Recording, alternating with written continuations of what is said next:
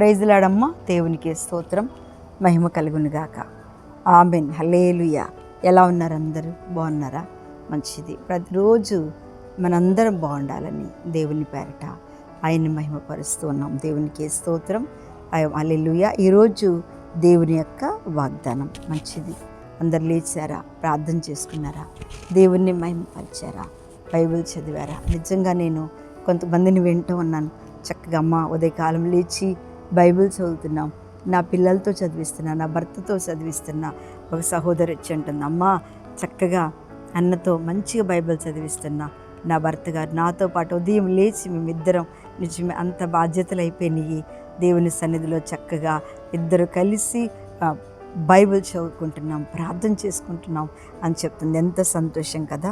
అలాగే దేవుని బిడ్డలారా, మనందరము కూడా ఉదయమున ప్రభువుని స్తుతించినాకే మనం ఏదైనా చేయాలి. ఈరోజు దేవుని యొక్క వాగ్దానం ఆదికాండము 3వ అధ్యాయం 9వ వచనాన్ని చదువుతున్నాను.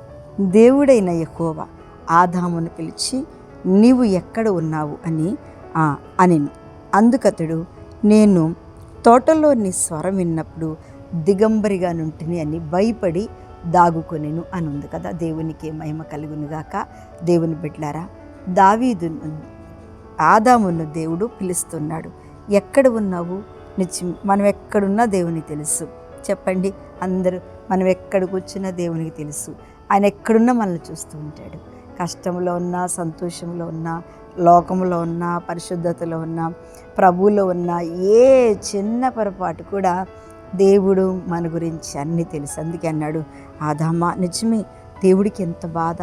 ఒక ఆత్మీయ కుమారుడు తప్పిపోతే, ఒక ఆత్మీయ కుటుంబము తప్పిపోతే, ఒక ఆత్మీయ బిడ్డ తప్పిపోతే దేవునికి ఎంత బాధ. దేవుని బిడ్డలారా, అందుకనే నిజంగా సేవకులు కూడా ఒక ఆత్మీయ బిడ్డ తప్పిపోతే, ఒక ఆత్మీయ కుటుంబం రాకుండా వెనకబడిపోతే ఎంత వేదన కదా.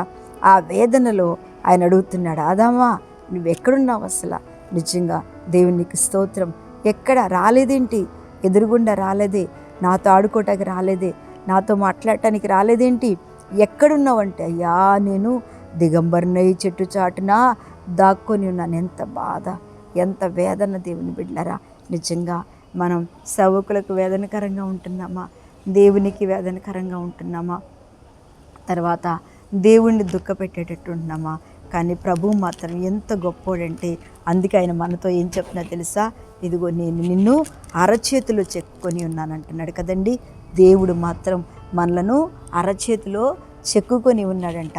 ఎందుకంటే మనం తప్పిపోతామేమోనని, తొలగిపోతామేమోనని ఆయన మనల్ని అరచేతిలో చెక్కుకున్నప్పుడు ఈ లోక సాతాను, లోక బంధకాలు, లోక ఆకర్షణలు, లోక పరిస్థితులు మన కళ్ళ ముందుంచి అది మనలను అతలాకుతలం చేసేస్తుంది. అందుకనే ఆదామును ఎవ్వరు కూడా దేవుని తోటలో ఉన్నవారిని, దేవుని భక్తిలో ఉన్నవారిని, ప్రతిరోజు దేవునితో కలిసి ఆడుతూ ఉన్నవాళ్ళని ఎట్లా లాగేసింది అంటే, అలా బయటికి లాగేసింది, సిగ్గుపడేటట్టు చేసింది, దేవుని ఎదుటికి రాకోకుండా చేసింది, దాక్కునేటట్టుగా చేసింది. అలాగే ఈ వాక్యం వింటున్న దేవుని బిడ్డలారా, మనందరి జీవితంలో దేవుడు ఖచ్చితంగా మనల్ని జారిపోకుండా, పడిపోకుండా కదా ఆయన యొక్క క్రమశిక్షణలో ఉండాలని దేవుడు మనల్ని ఎంతో కోరుకుంటున్నాడు. అయినా అయ్యా నేను భయపడిపోతున్నాను నీ దగ్గరికి రావడం. నిజమే, చాలాసార్లు మనం తప్పులు చేస్తూనే ఉంటాం కదండి. చాలాసార్లు కాదు అనుకున్నవి చేస్తూనే ఉంటాం, వద్దు అనుకున్నవి చేస్తూనే ఉంటాం. మళ్ళీ మనం భయపడినట్టుగా ఒక్కోసారి నటిస్తూ ఉంటాం కదా. ఇలాంటి మనస్తత్వాలు, ఇలాంటి ప్రవర్తన మన జీవితంలో ఎక్కడైనా ఎప్పుడైనా ఉంది అంటే దాన్ని మనం ఏం చేయాలి? వదిలిపెట్టేసుకోవాలి. దేవునికి మహిమ. దేవుడు చూడండి చక్కగా ఆ చెట్ల మధ్యలో దాగుకొనగా, దేవునికి స్తోత్రం, హల్లెలూయా, దాక్కునే స్థితిగతులు వచ్చినాయి. అలాంటి స్థితి మనకు రావద్దు. ఎలా ఉన్నా ప్రభు మనల్ని ఎత్తుకుంటూ వస్తాడు. ఎక్కడున్నా ఆయన సన్నిధి మనకి తోడుగా ఉంటుంది. ఎక్కడ ఉన్నా, నువ్వెక్కడున్నా దేవుని బిడ్డలారా, కంపలో ఉన్నా, పరిశుద్ధతలో ఉన్నా, ఒకవేళ పాపంలో ఉన్నా, లేకపోతే అపవిత్రతలో ఉన్నా, ఒకవేళ నువ్వు పరిశుద్ధతలో ఉండి కూడా దేవుడు నాకేమీ సహాయం చేయట్లేదు అనుకున్నా, ఆయన నిన్ను వెతుక్కుంటూ నీ దగ్గరికి వస్తాడు. ఆయన తప్పిపోయినా వెతుక్కుంటూ వస్తాడు, ఆయన దేవుల్లో ఉన్న వెతుక్కుంటూ వస్తాడు. తప్పకుండా నీ కార్యమును దేవుడు నెరవేర్పు చేస్తాడు. కానీ ఒకటి దేవుని చేతుల నుంచి తప్పిపోకుండా, తొలగిపోకుండా, ఆయన మార్గంలో నుంచి బయటికి తొలగిపోకుండా ఆయన కష్టాల్లోనే మనం ఉన్నట్టయితే కష్టాలు వచ్చినా, సంతోషం వచ్చినా, అపాయం వచ్చినా, ఆర్థికం వచ్చినా, ఏది వచ్చినా ఆయన అరచేతిలో మనల్ని చిక్కుకొని ఆయన పిలిచి మనల్ని హత్తుకొని మన అవసరతలన్నీ తీర్చి ప్రేమ కలిగిన దేవుడు మనతో ఉన్నాడు. భయపడకు. కళ్ళు మూసుకొని ప్రార్థన చేస్తా. మహాపరిశుద్ధుడా, మహిమ కలిగిన తండ్రి స్తోత్రం.